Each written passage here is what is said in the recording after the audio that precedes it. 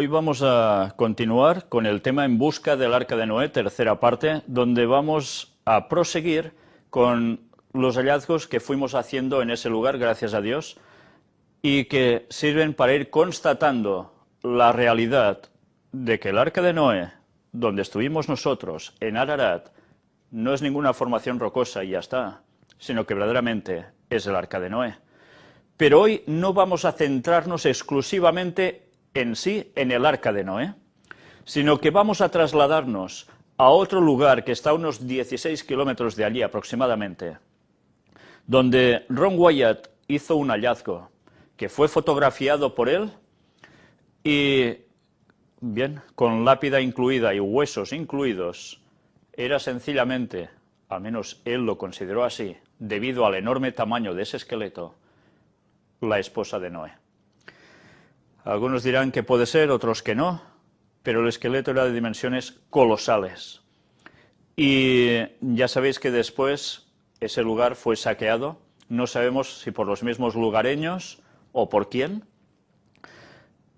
pero ese lugar es precisamente el que ahora vamos a ir viendo en pantalla. Es un lugar, como es habitual en toda esa zona, de este tipo de vegetación tan escasa y tan llena de pedregales. Vamos a ver cuál es esa zona donde posiblemente era lo que Ron Wyatt decía la casa de Noé. No sabemos a ciencia cierta si esto es así o no. Pero sí que hay algo interesante que ahora os contaré. Nos dimos cuenta a lo largo de nuestro recorrido por la zona que en cada lugar donde había una de las anclas que habían pertenecido precisamente al Arca de Noé, allí se erigía algo, llamarle templo, donde se congregaban los armenios, sabiendo que eso era algo para ellos considerado como sagrado, algo que desde luego bajó del cielo. Y precisamente en el lugar que os voy a ir mostrando, también se encontraban esos objetos, esos restos de cerámicas y otras cosas, porque en ese lugar también se edificó una iglesia armenia que después con el Imperio Otomano fue totalmente devastada y no quedó nada. Pero mirad precisamente ese lugar. Me llamó mucho la atención lo que podéis ver aquí, donde se ve precisamente lo que había sido un antiguo muro. Mirad esta hilera doble de piedras que se prolonga a mitad de pantalla. Y alrededor estaba lleno de piedras, como veis aquí. No era una edificación pequeñita, ¿no? Era bastante grande. Y mirad, esta es una fotografía que tomé de acercamiento para que veáis que realmente esto eran una hilera doble de piedras que seguramente debería estar rellena también de piedras por dentro. Ignoro personalmente si esto era construcción armenia o construcción de Noé, no lo sé, pero probablemente sea alguno de los restos que quede del muro precisamente de los armenios, de esa iglesia armenia. Pero no puedo afirmar ni una cosa ni otra. Sea como fuere, os voy a pasar esta otra imagen para que veáis la zona y notéis también que al fondo, al inicio del pie de esa colina, hay una línea horizontal de grandes rocas, una al lado de otra. Pues bien, esto hace una circunferencia alrededor de todo ese monte, que según nos dijeron los lugareños, era de medio kilómetro. Y además, ya veis, en forma esférica, por lo que ellos nos contaban, ¿eh? Y en la parte que nosotros vimos, nos damos cuenta que realmente hacía, al menos esa parte que vimos, circunvalación, o sea, una parte de redonda, para que me entendáis, en una circunferencia. Esto que ahora vais a ver es desde otra perspectiva, para que vayáis viendo cómo es el paisaje, cómo estaba ubicado ese lugar, y precisamente esto, que está detrás de esas piedras, cuando ya asciende, o de esas rocas, cuando ya asciende la colina, Y algunos decían que si esto había sido el altar de Noé, porque tiene una forma bastante cuadrada, está partida, y bien, ahora tal como está, nadie podría decir que al menos había estado labrada, no da esa sensación. El tamaño es alto, recuerdo que nuestro compañero Frederic se subió arriba y, bueno, está a una altura bastante considerable. Claro que para eso, para un gigante, podía ser sencillamente agacharse y hacer un sacrificio allí, podría ser, pero bueno, tampoco podemos afirmarlo. Este lugar es donde, si recordáis en la conferencia anterior, cuando Ángel estaba hablando, hizo una referencia a esta zona con Kevin, nuestro compañero Kevin, el cual le dijo, estando por estos alrededores, que nosotros mirásemos a ver si había alguna inscripción precisamente más arriba, prácticamente arriba del todo de esta montaña.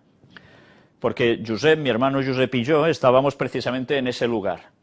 Y fue donde precisamente nosotros en un principio no veíamos nada y gracias a los lugareños nos llevaron a los lugares donde sí había lo que una señora o una persona, no sabemos quién, o un señor, le entregó en conocimiento a Kevin algo de que ella había visto en un sueño, que en ese lugar habían unas inscripciones.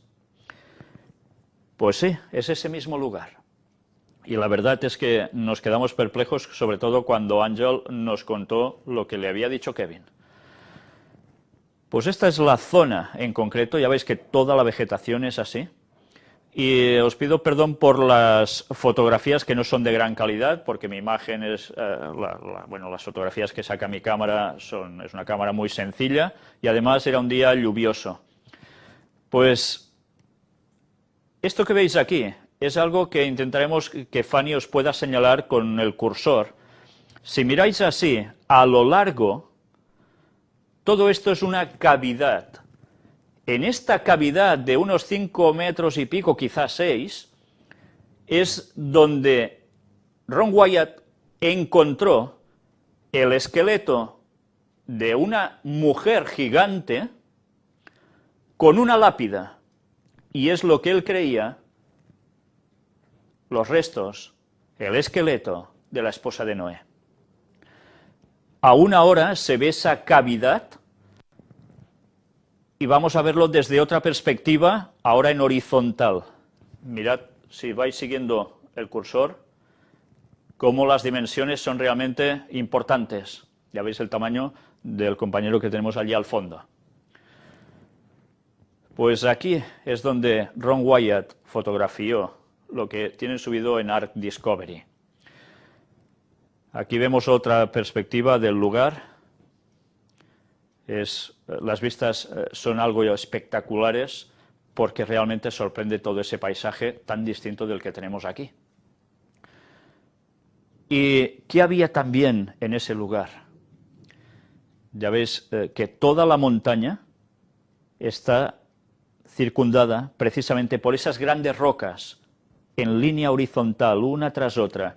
Ron Wyatt pensaba, parece ser, que era lo que hizo quizás Noé, para que el ganado no se saliera de márgenes, pero bueno, podía ser una hipótesis, tampoco sé exactamente si Ron dijo literalmente esto, pero los mismos lugareños nos dijeron que esas grandes piedras fueron puestas por los propios armenios y las dispusieron así porque toda la montaña que veis hacia arriba es un tipo de roca que debido a que hay muchos terremotos, se fragmenta y caen grandes piezas precisamente hacia abajo.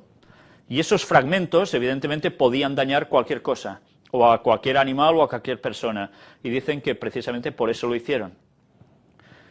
Mirad cómo todo va siguiendo, y este es el paisaje que se ve desde allí, desde ese lugar en concreto. ¿Veis esta otra toma, como las rocas se ven su disposición? Y aquí las veis más de cerca, mientras tenemos a Ángel, que iba abrigándose porque era un día frío y de lluvia. Lo podéis observar mejor así.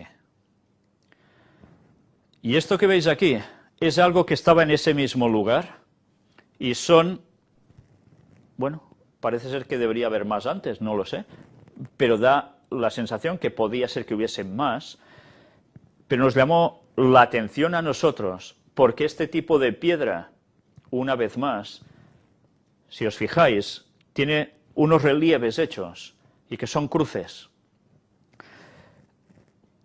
¿Sabéis? Ni ellos mismos sabían que tenían esto allí. Wallace pasó y vio que había esto en una cavidad y nos sirvió precisamente, bueno, estaba por esta cavidad, nos sirvió para poder tomar estas fotografías y darnos cuenta que verdaderamente había una serie de rocas que sirvieron con un uso determinado porque ellos ya tenían una sensación de que era algo especial. Los armenios estoy hablando. Precisamente en esa montaña donde os he dicho que ascendimos mi hermano y yo, vino también Edward con nosotros, estuvo filmando varias cosas, pero después precisamente su cámara desapareció y, bueno, alguien se la agenció inapropiadamente, desde luego, pero no sabemos exactamente quién, uno puede llegar a especular.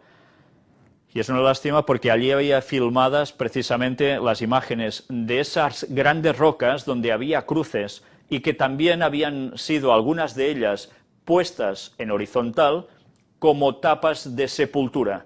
Eran unas pequeñas entradas a toda esa montaña que os he mostrado, donde los armenios enterraban a los suyos y parece ser que cada vez que enterraban a uno hacían ese tipo de cruces. Pues ahora vais a ver algo que diréis, ¿y esto qué tiene que ver con lo que vas a enseñar? Es una noticia de tecnología antigua, sí, y muy sorprendente. No la he mostrado en la conferencia de noticias de actualidad, sino que me la he reservado para ahora, porque una vez la leamos, después vais a entender quizás algo que no va a dejar de sorprenderos.